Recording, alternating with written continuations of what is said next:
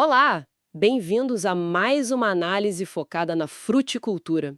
Vamos cobrir aqui a semana de 6 a 11 de julho de 2025. Olha, foi uma semana de contrastes bem interessantes, né? De um lado, a gente viu uma certa apreensão no cenário externo, principalmente com essa história das tarifas americanas. Mas, por outro lado, aqui dentro, o Brasil parece que está acelerando em inovação, em políticas estratégicas. Vamos destrinchar isso. Exato. É isso que chama atenção, essa dualidade. O setor tá, sentindo a pressão de fora, né? Mas, ao mesmo tempo, tá reagindo. E reagindo com um fortalecimento interno bem significativo. Apostando em tecnologia, manejo mais sustentável, uma governança talvez mais afinada. É um momento, assim, de ajuste estratégico, eu diria. Certo. Então, começando por fora, pelo internacional, a grande notícia foi essa tensão, né? Com as novas tarifas de importação que os Estados Unidos estão planejando, parece que para agosto. A Abra Frutas, que é a Associação dos Exportadores, já soou alarme sobre o impacto disso, afinal foram quase 150 milhões de dólares em frutas nossas para lá só em 2024. É bastante coisa. Um volume considerável, sem dúvida. E a Fierne, lá do Rio Grande do Norte, a Federação das Indústrias, também destacou que a fruticultura potiguar vai ser uma das mais afetadas. E olha, essa preocupação não é só nossa, né? A gente vê a África do Sul, por exemplo, lidando com questões nos citros, o México buscando diversificar seus mercados de manga. Parece um movimento mais amplo, talvez de maior protecionismo ou uma reacomodação global. Entendi. E é interessante notar que a nossa balança comercial, ela já mostrou uma queda.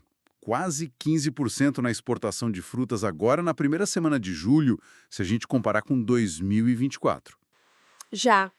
Mas isso já é feito da tarifa? Então, parece que ainda não. Parece mais um efeito antecipação, sabe? Somado também com algumas dinâmicas internas. Por exemplo, o excesso de uva lá no Vale do São Francisco, que o CPA apontou. Então, é uma combinação de fatores, não a tarifa em si ainda. Entendi. Essa questão da oferta interna de uva, ela não acaba mascarando um pouco a preocupação real com a tarifa americana? Ou são coisas que estão correndo em paralelo mesmo? Olha, eu acho que as duas coisas pesam, mas a dinâmica é diferente, tá? A queda agora, nesse momento, parece mais ligada à oferta interna e talvez a uma certa cautela dos exportadores. O impacto mesmo da tarifa, se ela for confirmada, a gente só vai sentir depois de agosto. Certo. Enquanto isso, né, a gente tem que ficar de olho na concorrência. O Peru, por exemplo, inaugurou um centro logístico da Maersk super moderno. E com isso eles conseguiram cortar o tempo de trânsito do mirtilo para a China de 32 para 25 dias.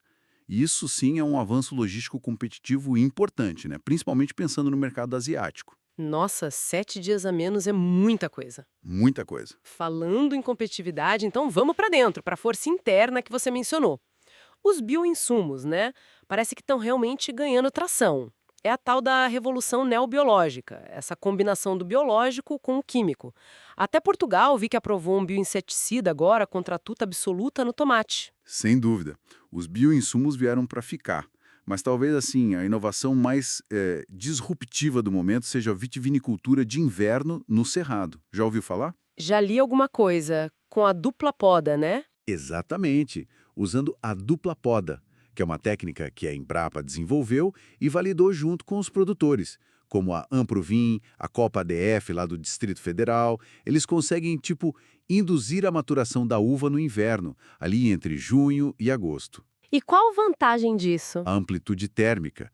A diferença de temperatura entre o dia e a noite nessa época no Cerrado é fantástica para a qualidade dos vinhos finos.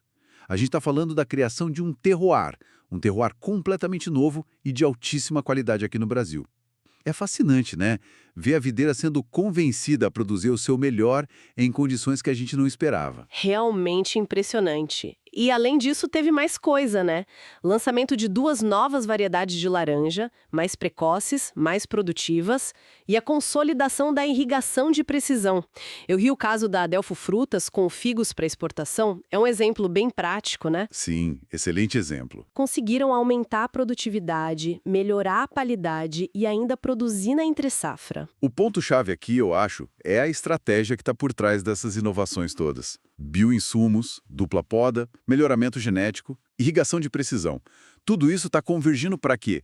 Para reduzir riscos, sejam climáticos, seja a dependência de químicos e, ao mesmo tempo, agregar um valor enorme ao produto final. Seja com vinhos premium, como no Cerrado, ou com frutas fora de época de alta qualidade. É uma mudança clara, sabe? Do foco só em volume para o foco em valor. E principalmente em resiliência. Faz todo sentido. E o papel da Embrapa nesse modelo de pesquisa, desenvolvimento e inovação é fundamental. E na parte de sanidade vegetal, a gente sabe que é um desafio constante. A batalha contra o greening, o HLB, em São Paulo foi intensa nessa semana, né? O MAPA publicou a portaria 1326, atualizando o programa nacional, e São Paulo respondeu rápido. Teve um edital de 3,6 milhões por ano para parceria com o OSC, Organização da Sociedade Civil, para ajudar no controle. Tornaram obrigatório aquele relatório semestral de inspeção pelos citricultores, com prazo bem apertado, 15 de julho. Proibiram a murta, né, a morria paniculata, que hospeda o psilídeo, e ainda contrataram 28 novos fiscais. Uma ação bem coordenada. Isso mostra um modelo de governança fitossanitária assim, bem articulado, atuando em várias frentes, federal, estadual, o próprio produtor. E essa parceria público-privado-civil é importante. Outro ponto fundamental que saiu foi o anúncio do Plano Safra 2025-2026. Ah, sim. Os valores foram altos, né? Bastante. São 89 bilhões para a agricultura familiar e 516,2 bilhões para a empresarial. E para o fruticultor familiar especificamente, os juros do Pronaf Custeio Alimentos ficaram em 3% ao ano e cai para 2% se a produção for orgânica ou agroecológica. É um direcionamento claro do crédito, né? Incentivando práticas mais sustentáveis e fortalecendo a segurança alimentar. Bom saber desses detalhes. E para a gente ir fechando, alguns destaques setoriais mais rápidos. O cultivo de cacau continua avançando em São Paulo, é isso? Sim, já são 60 propriedades em 38 municípios. Um crescimento interessante. E o Brasil marcou presença lá na feira La Chocolateria, em Buenos Aires, levando nosso cacau e chocolate para a Argentina. No Paraná também teve evento importante, o 4º Encontro Paranaense de Fruticultura, mostrando que o estado está buscando diversificar, né? E além dos grãos. Exato.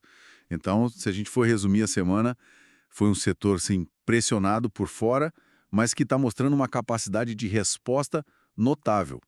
Via inovação tecnológica, via ajustes na governança, via políticas públicas mais direcionadas. Claro que os desafios continuam. Diversificar mercados é crucial, ainda mais com concorrentes como o Peru ganhando essa eficiência logística na Ásia, como a gente falou. E outro desafio é garantir que essas inovações todas cheguem a todos os produtores, né? Pequenos, médios, grandes. Mas a palavra que fica para mim, para o momento e para o futuro próximo, é resiliência. Uma resiliência baseada em ciência e tecnologia.